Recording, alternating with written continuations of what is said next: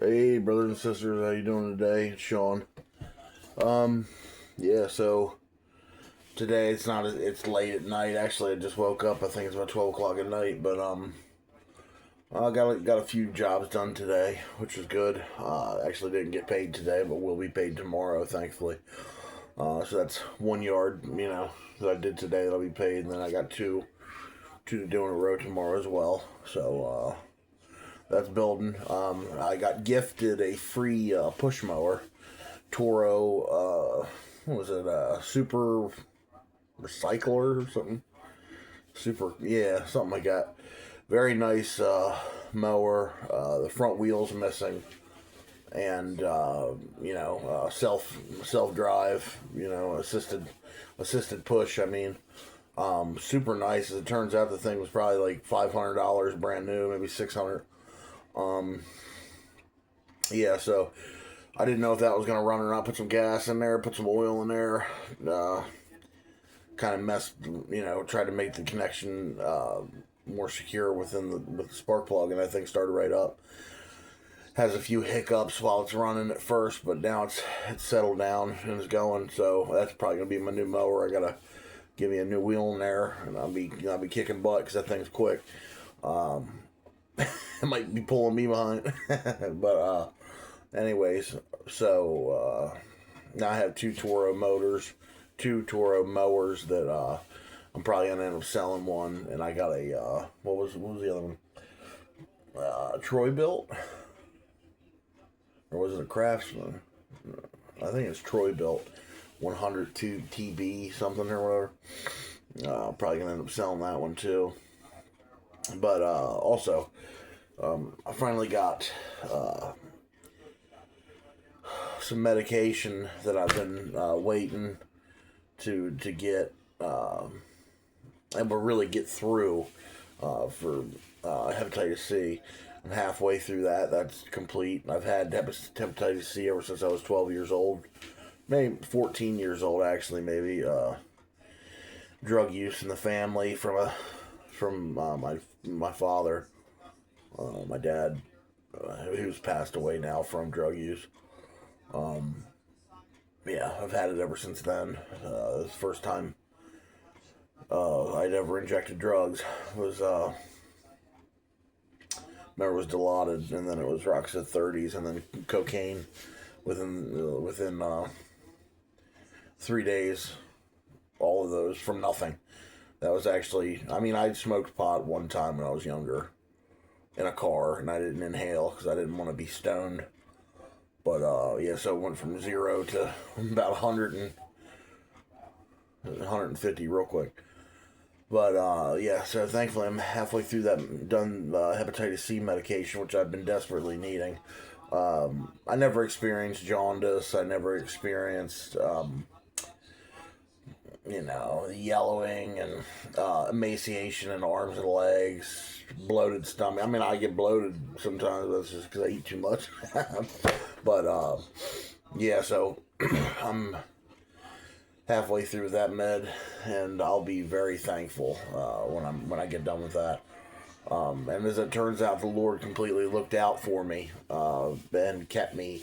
Some people say, well, you believe in God, then why are you even going to get the medication? Well, when you see God's faithfulness of what happened through the story, you're probably not going to say that because, as it turns out, so I had hepatitis C. Ever had that ever since I was a kid. I spent 20. I think I'm 35 now, or 30 something, 35. I spent 25, 20, 21 plus years. Yeah, 21 to 22 plus years in active drug use of some sort, either to cocaine, methamphetamine, heroin, fentanyl, real heroin, fentanyl, every kind of opioid or opiate you could get. Yeah, crack, the whole deal. I was always on something. Oh, methadone, Suboxone, which methadone, that was really one of my main drug of choice. I was on that for uh, 12 years, up to 145 milligrams of that. Thankfully, the Lord brought me off of that. Cold turkey as well, twice. A couple years spread out on between both deliverances. But, yeah. And, yeah, so I've been clean, you know what I mean? And this clean time that I've experienced now, it's been about since the last time of a true relapse, you know what I mean, where I was gonna go back out completely, you know what I mean. I have had one slip, you know what I mean, and it was just an off use, which I did, neither made me feel good or, you can't use drugs. Your conscience and the Holy Spirit won't let you, you know what I mean. You can use drugs, you know what I mean, for that day, but there's no way that your conscience can bear the severe chastisement and conviction of the Holy Spirit. It's impossible.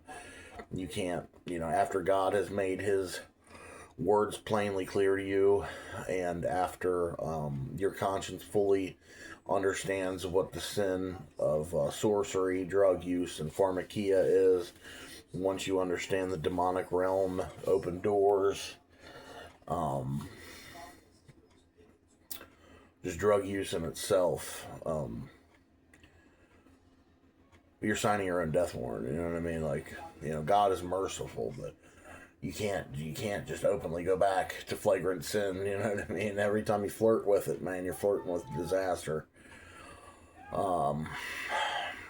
Yeah, but the Lord delivered me completely from,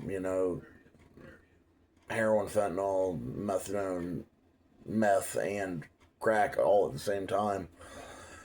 And, I'd be clean for, months. And then I wouldn't be opening up to the Lord fully. I wouldn't be talking to Him, explaining, not so much explaining my emotions, but just being open and not trying to hide things, and it was always this demonic cycle of being brought back under the sway of those things, because I'd build, keep pushing things down. And I was always taught as a young man, you push down over and over and over. And then that's what's going to give you outbursts of anger in my household. And in my knowledge, that's what made you a man. You know what I mean? Whoever was more violent, whoever was more extreme, whoever had the craziest voice when they were angry, whoever looked the craziest in their eyes, that was the dominant force in the room, and you'd be killed if you messed with them, you know what I mean? And it kind of goes to this alpha male thing, which, in certain degrees you need that, you know what I mean? Let me dump you off in prison and see if you don't need very immediate anger and the immediate ability to be able to destroy a living thing. You're gonna need it. Not that should be used, you know what I'm saying, but you have to have that ability within yourself, you know what I mean? Like David was a warrior, you know what I mean? He'd understood what it was to have to decimate a living human being, you know what I mean? He went around and gathered, what was it, a couple thousand foreskins, from Philistine dead soldier from Saul. That man understood too, yeah, but I wasn't opening up fully to the Lord, and I would just always get caught back in this cycle of, stuffing these emotions, and then just a little thing would set me off, and then it'd be like, fuck it, I'm gonna go, excuse me for cursing, but man, I gotta escape. I can't deal with this reality. I don't want to live no more. I can't think. I can't do nothing. You know what I mean? You damn near pull a Job's wife and curse God to his face. You know what I'm saying? And all he's doing is like, I've been helping you this whole time. What are you talking about? You're the one who's not helping yourself. And then, I was just thinking about this too. It's like, praise, right? Um, God doesn't need our praise, right? Praising God is the thing that separates us from our issue and separates us from the temporary and puts us back in the eternal heavenly mindset. You know what I mean? Worship does the same thing, frees us, rewires our brain for a short period of time to even have deliverance from these heavy emotions of what you're going through, and then be reminded how great God is and how in control He is at every moment. And that's what He doesn't need any of it. You know what I mean? To tell Him thank you is to realign yourself in spirit and truth, and come out of the lies that the flesh and the devil tell, that oftentimes are so subliminal, whatever you say it. I can't. I'm tired right now. Subliminal, yeah, whatever. That we forget that we're even under them. You know what I mean? That's the greatest part of the lie, is to make the person who believes the lie forget that they've ever been lied to. You know what I mean? And then you get the cognitive dissonance after they've been lied to. You'll have 10 million people come and tell them that that's a lie. Trusted confidants, trusted family members. But the lie has become so much a part of them that it would almost have to be like Coyote Ugly. You know what I mean? They'd have to chew their own arm off to get out of the trap. Because that's how much that lies became a part of them. It's symbiotic. You know what I mean? It's like a virus that slowly kills over a long period of time, but gives you a reason to live because people treat you different when you're sick. You know what I mean? So the very death of you becomes a new form of life. But yeah, I don't know. You know what I'm saying? That's kind of, it might have sounded dark. I don't believe it really was. I think that was actually like kind of right on point. Like Stockholm syndrome. You end up loving the one who abuses you or who kidnapped you, and then staying with them. It's strange. But yeah, coming off this med, man, the Lord has blessed me, has kept me, delivered me over and over, changed my diapers.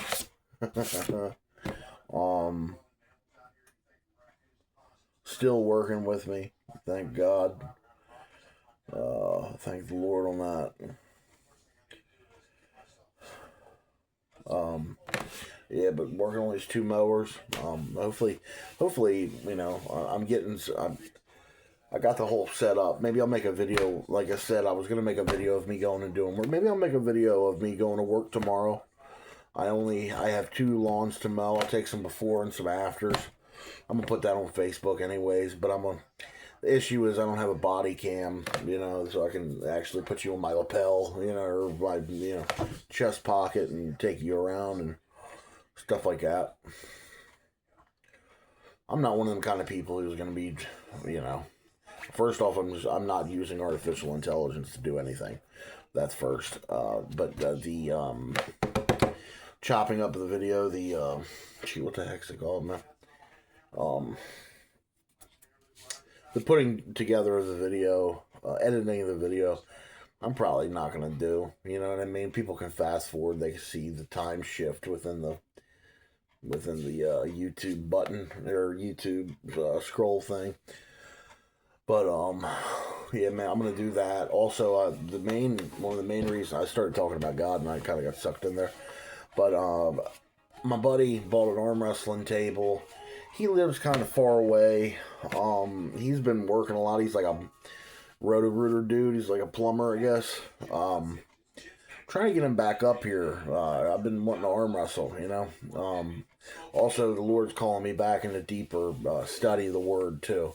So I gotta, I have to steward my time well with this because I've always been an extremist and I always do everything until I can't do it any longer. And I don't, I end up wasting my time. Thank God that His Word is written upon my heart and my mind. Boy, because I haven't read in a while. But I feel the Spirit moving the Holy Spirit moving within my life right now to get me back into the Word, And not as though that should be needed, but it helps, you know what I mean? The Lord knows when you need a push and when you don't, But I need a push right now.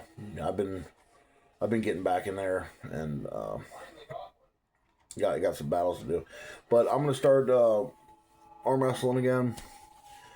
Do some workouts. That might be cool because I don't know if any of you guys are interested in arm wrestling whatsoever. The workouts and the sport-specific workouts for arm wrestling are pretty interesting, really. Especially, all these different workouts for your hands, pronation, supination, yes, in certain degrees, dexterity even too. Also, I do some off things as well. Certain variations on bicep curls, mainly through either pronated, 0 to 100 pronation, But I do it different from a lot of other people. Right now I'm starting with I probably have, like 80 pounds out there right now, but some of them with concrete weights, which I don't like, but we can make do with it. And then there's been some exercises that I've been thinking about lately too. And, yeah, dude, I'm a pretty good arm wrestler, I've beaten people who are state champs, in the top 3 state champs in Arkansas. Handily. He was, right now I'm really big, I'm 390, but at that point I think I was right around 260 maybe. With never really arm wrestling on the table with somebody else, just working out arm wrestling specific movements and stuff. And he was underneath me by a weight class, and he couldn't do nothing. Hand, wrist, too strong. He was a flop presser, but I could have, and I was taking it easy on him too. But it's neither here nor there. It's, dude, arm wrestling, really, half of it is, it's totally biomechanical. You know what I mean? Like, if you have a long forearm, you're blessed. But also, if you have a short forearm, you're blessed in other areas. You know what I'm saying? You just got to have a really strong side pressure. Anyways, yeah, but I'm going to get back into that. I just, even if I don't compete or do anything, first off, I need to lose weight, right? And arm wrestling always gives me the oomph that I need to get started again, because the results on my body are very quick, very fast, my forearms blow up, real quick. And there's something about arm wrestling specifically. As soon as I start getting good blood flow back into my hands, back into my forearms, back into my joints, it even goes to the chest, the deltoids, back, traps, core too. In a lot of ways, I start to feel alive again in that department. There's something that clicks in my head and clicks, because I've always lifted weights, always liked strength sports. I was never a power lifter or anything, but there's just something clicks in my head where I feel really good. And dopamine, endorphin, whatever. I just, I always like being strong, man. And the number one thing I love to be strong is my hands and my arms. I always, there's a thing that says, depending upon your hand strength that determines how close or how long your life is. You know what I mean? Like, if there's a person who's 67 or 60 years old and their hand strength, you know what I mean, would be relevant to a number 2.5 on the Captains of Crush or something, they probably got a good 30 years of life left in them. But if their hand strength gets so beaten down to where it's, you know what I mean, they're weak, you know, they might not have that much longer to live. And it makes sense, you know, being that the central nervous system, you know what I mean, is attached to the brain, which is the soul, the mind, will, and the emotions of the body, and the very last expression of your central nervous system is your fingers touching something. You know what I mean? The weaker that gets, you know, the less hold, the less touch, the less feel, the less of anything that you have, the less mark you make on anything around you. You know, your life, it's but a vapor, you know what I mean? And, you know, it's beautiful, but it's sad at the same time. Anyways, yeah, we'll start doing that again. I'm just trying to make some plans, you know, and, yeah, I mean, I'll also start doing some Bible study, if anybody's interested in doing that. You know what I mean? I want to do multi-aspect things. I gotta get a little bit more money up, dude, and, like, when I get a body camera, dude, to be going around to work, you know what I mean, be dealing with customers, be dealing with all these different things I got going on. Well, I might introduce you to my you know, my mother or her husband. Not my, you know, not my whole family, because I have little kids, and, you know, that might come later. But yeah, have some buddies out here, you know, get a bonfire going. Not that I don't really drink beer like that. Maybe, you know, have with me, you know, I'm not drinking more than, you know, 2 beers. I have self-control with alcohol. I never really like alcohol, but just let you have a little cookout, have fun, arm wrestle. I got a bow. We can do some of that, you know what I mean? Do whatever. I'm just trying to get back with the Lord, be self-sufficient, cut off these wicked tentacles of this communist, socialist, again, idiocracy nonsense, man.